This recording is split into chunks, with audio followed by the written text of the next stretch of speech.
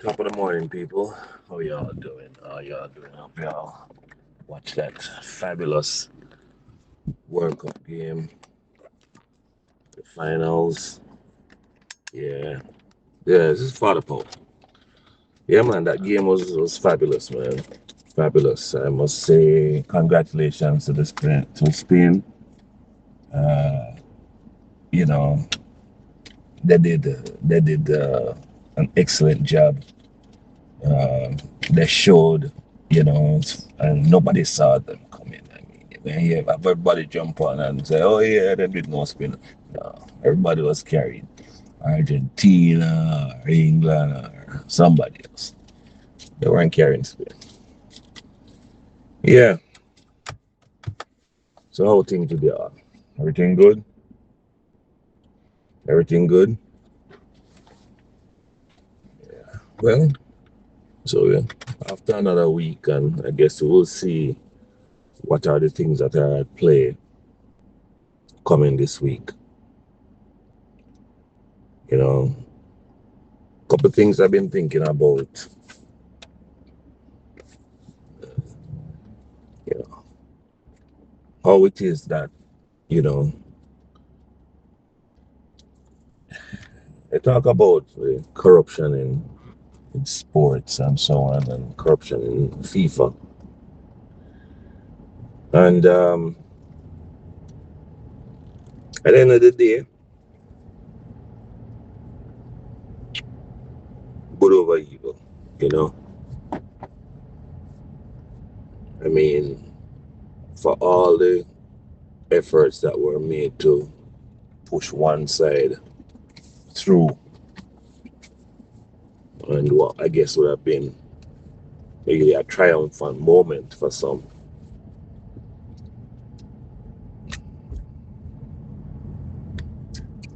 somebody have to win and somebody have to lose. And I think people prefer to see you win fair and square. I don't think people believe in winning by cheating, especially in sports.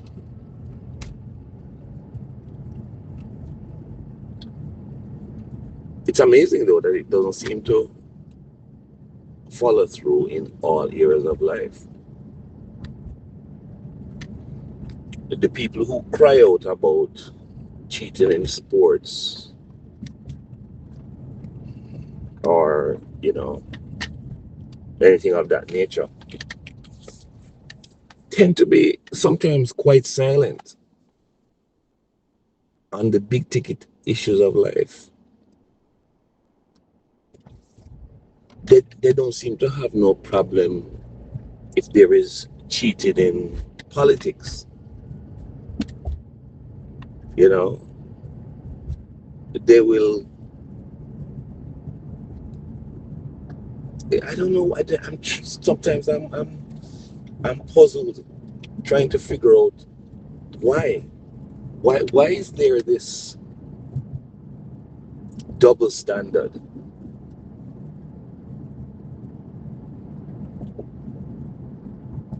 But that brings me to another issue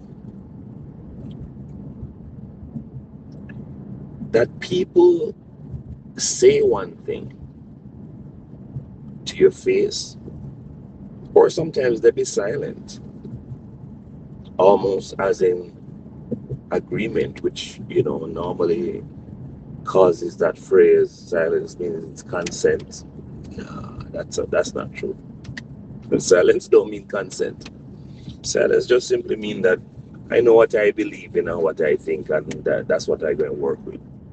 Because people go into the ballot box and do something completely different from what they may have been saying on the outside. Fortunately, I would say, in the case of Jamaica on September 3rd, 2025, people went to the ballot box and decided that, you know what, let's choose Jamaica.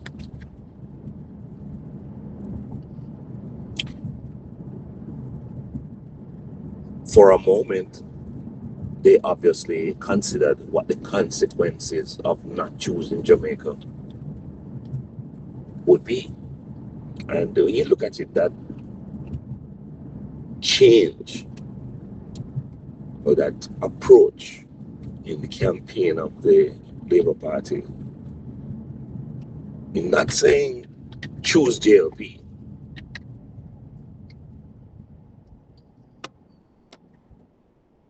although it was implied that if you choose in Jamaica, choosing JLP might be the option. But primarily, the conversation was choose Jamaica. The ads, very catchy songs, choose Jamaica. You're not choosing a party, you're choosing Jamaica, you're choosing for Jamaica to move forward, to build on whatever gains and successes we've had over since, you know, coming from maybe as far back as 2011, you know.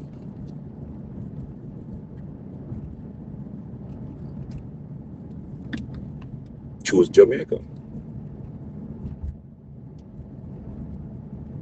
And the reason why I bring that up is because I'm thinking to myself, how many people seemed to express displeasure at certain behaviors and actions leading up to the World Cup. And if you took those reactions, you might have thought to yourself that the World Cup would have been a flop, as in people would not have turned out. But I don't know. Maybe somebody can tell me that they saw something different. I saw stadiums across North America at capacity.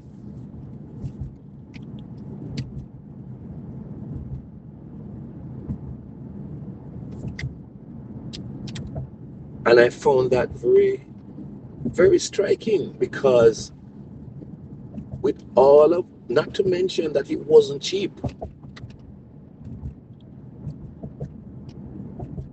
The average spend and on the low side to one of these games was $1,000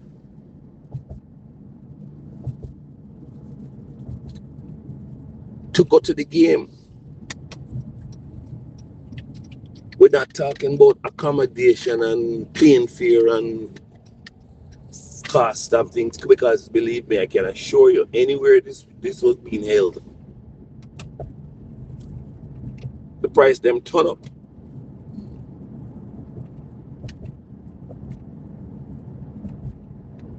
I remember one bit of coverage which said that when Scotland was playing at, I think it was Foxborough in Massachusetts, the fans them drink off all of the beer.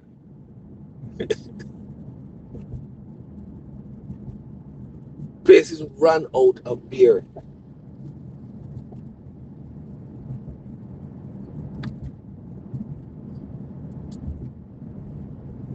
So, you know, what people say and what they actually do is two different things.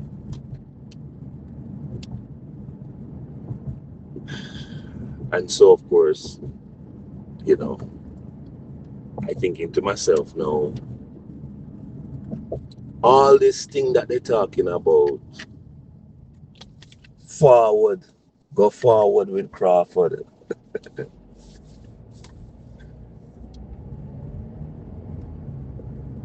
Will it be a situation where them boost up Damien, and I guess the only thing that is good about it is that even if Damien enter this leadership contest and him lose,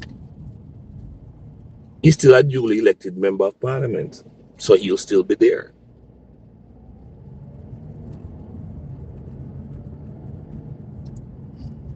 Cut off, and all who support him will be cut off as well because them guys here, they're gonna take prisoners. They carry some serious grudge. So it makes you wonder if at some point some people who say they support him now, as it draw closer,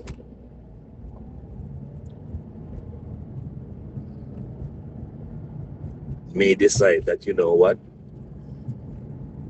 hmm, it feather my nest, and that's that, and then them decide that at a certain point we just pull the rug from under Damien. But anyway, that's a Damien business, Yeah, as I say already, sometimes you must know when you hit your ceiling,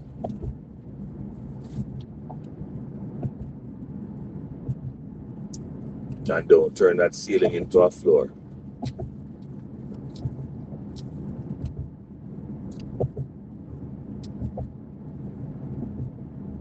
Because on everything you see, you must want, you know.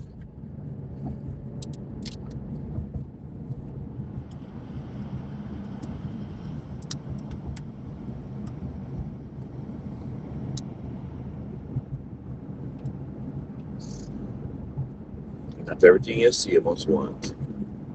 Some things you must just leave alone.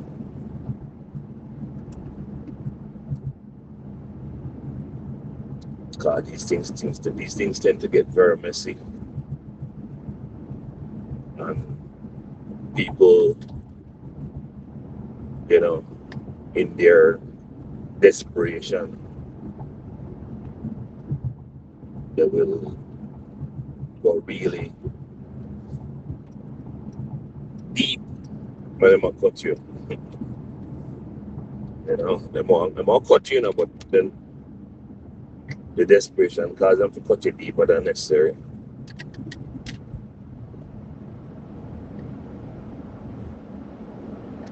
Yeah.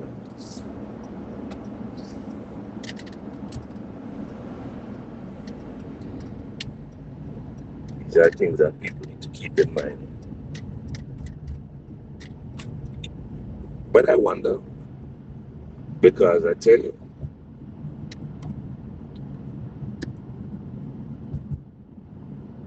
the stadium in New Jersey that they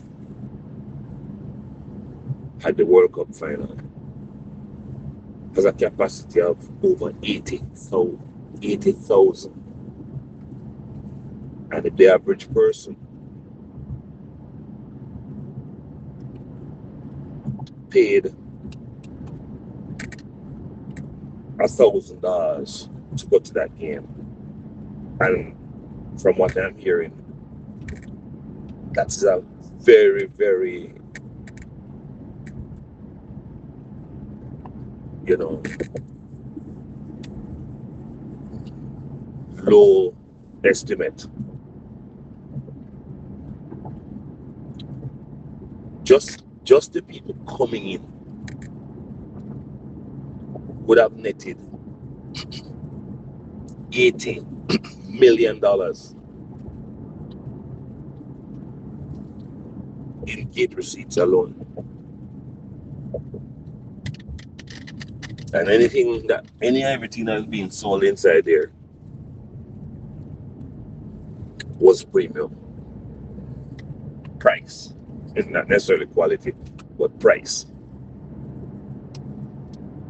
And so all the furor before the World Cup and all of what people seem to have been saying, I guess everybody just set that aside for the love of the game, which in the big scheme of things don't affect the price of rice in China.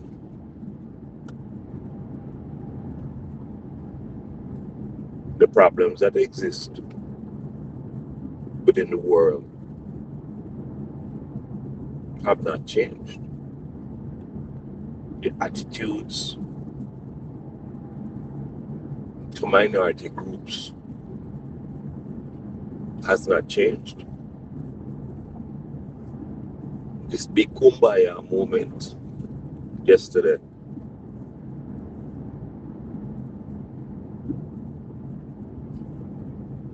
go back to all knives out, come Monday morning, and as the week unfolds, we will see what's really going on.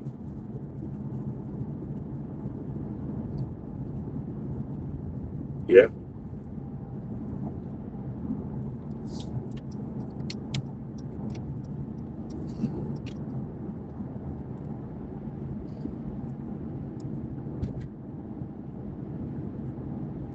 It's gonna be interesting as the days go on.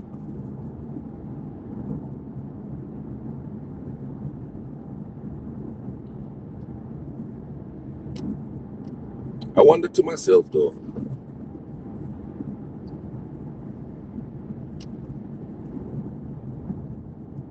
do people take life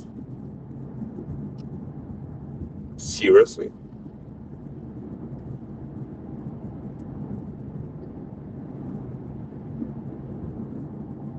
Or is it that, you know, as someone told me many, many years ago, don't dwell on life's main regrets. Which is good advice. Because, as I said, this too shall pass.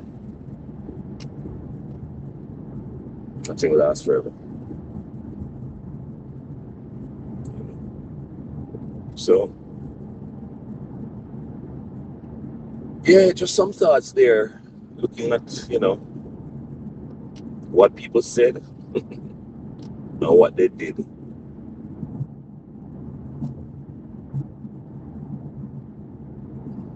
I would say that for the people on the collecting end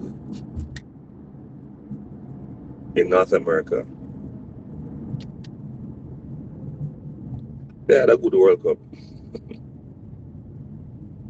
Yeah,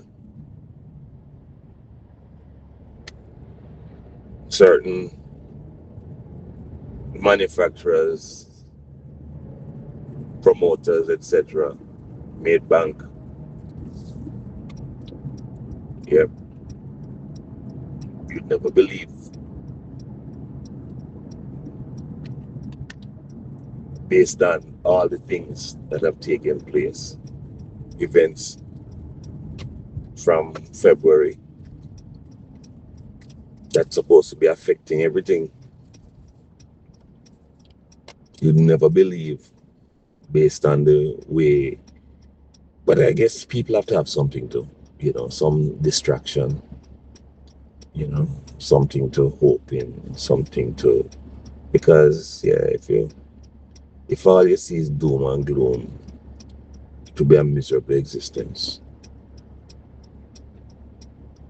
So maybe there's a lesson to be learned, I would say, in all of this. That sometimes you have to look on and look off. You can't just see pure negativity. Sometimes you have to look on and look off. Or else this whole thing could drive you mad, you know. Yeah. Have yourselves a great week, people. I will talk again. Father Paul out.